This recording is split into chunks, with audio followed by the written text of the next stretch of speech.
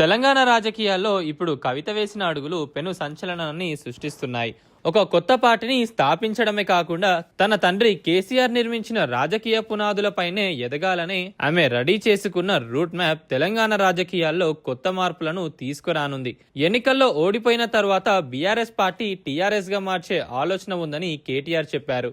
దీనికి కారణం ప్రజలు బీఆర్ఎస్ పేరు మార్పుతో అనుబంధం కోల్పోయినట్లుగా ఫీల్ అవుతున్నారని కూడా చెప్పారు. అయితే బీఆర్ఎస్ పార్టీని మళ్ళీ టీఆర్ఎస్ గా మార్చేందుకు ఆసక్తి చూపించలేదు. ఇంతలోనే కవిత పార్టీ పేరును తెలంగాణ రాష్ట్ర సేనగా ప్రకటించారు. దీని వెనుక లోతైన రాజకీయ వ్యూహం ఉంది. బీఆర్ఎస్ గా మారిన తర్వాత తెలంగాణ సమాజంలో టీఆర్ఎస్ అనే బ్రాండ్ పట్ల ఉన్న సెంటిమెంట్ అనాథగా మారిపోయిందని ఆమె గుర్తించారు. ఇప్పుడు సేనా పేరుతో ఆ పాత బ్రాండ్ ను తిరిగి సొంతం చేసుకోవడం ద్వారా తెలంగాణ అస్తిత్వానికి అసలైన వారసురాలిని తానే అని ప్రజలకు సంకేతం ఇచ్చారు. టీఆర్ఎస్ అంటే ఇప్పుడు నా పార్టీయే అనే అర్థం వచ్చేలా ఆమె చేసిన ప్రసంగం ఉద్యమకారులను తన వైపు తిప్పుకునే ప్రయత్నంగా కనిపిస్తోంది. తన ప్రసంగంలో కవిత ఎక్కడ తండ్రి పట్ల మమకారం చూపలేదు. కేసీఆర్ ఒకప్పుడు ఉద్యమ వీరుడని, కానీ ఇప్పుడు ఆయన కేవలం ఒక మరమనిషిగా మారిపోయారని వ్యాఖ్యానించడం ద్వారా ఆమె తన రాజకీయ దారిని క్షమాపణలు కోరడం ద్వారా ఆమె ప్రజల ముందుకు ఒక క్లీన్ ఇమేజ్ తో రావాలని ఆశిస్తున్నారు. తండ్రి నీడ నుంచి బయటకు వచ్చి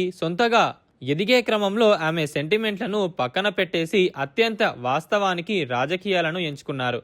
సామాజిక రథచక్రం విరిగి ముక్కలైంది అంటూ ఆమె చేసిన వ్యాఖ్యలు బీఆర్ఎస్ హయాంలో అణిచివేతకు గురైన వర్గాలను ఉద్దేశించినవే. రైతులకు సంకెళ్లు, దళితులకు దెబ్బలు, ఫోన్ ట్యాపింగ్ తో నిగానీడ బతుకులు, ఇవేవి మనం కోరుకున్న తెలంగాణ కాదని ఆమె కుండబద్దలు కొట్టారు. బీఆర్ఎస్ పార్టీ తెలంగాణ ఆత్మను కోల్పోయిందని, దానికి ప్రత్యామ్నాయంగా తాను ఒక ప్రజాస్వామ్యయుత వేదికను అందిస్తున్నానని ఆమె కన్విన్సింగ్ గా చెప్పుకోగలిగారు. పార్టీలో తనను పక్కన పెట్టి అవినీతి పరులైన పందికొక్కులను కేసీఆర్ నెత్తిన పెట్టుకున్నారని కవిత చేసిన ఆరోపణ పార్టీ అంతర్గత సంక్షోభాన్ని ప్రతిబింబిస్తోంది. పార్టీని దోచుకునే వారికి ప్రాధాన్యత పెరిగిందని, నిబద్ధత గల వారికి స్థానం లేదని ఆమె మండిపడ్డారు. ఈ వ్యాఖ్యల ద్వారా బీఆర్ఎస్ లో అసంతృప్తితో ఉన్న ద్వితీయ శ్రేణి నాయకత్వాన్ని తన పార్టీ వైపు ఆకర్షించేందుకు ఆమె గట్టి పునాది వేశారు. తన టీఆర్ఎస్ లో పారదర్శకత ఉంటుందని, అవినీతికి తావుండదని ఆమె హామీ ఇచ్చారు. చివరగా తాను ఒక అమ్మగా ప్రజల కష్టాలను తీరుస్తానని చెప్పడం ద్వారా ఆమె ఒక ఎమోషనల్ కనెక్ట్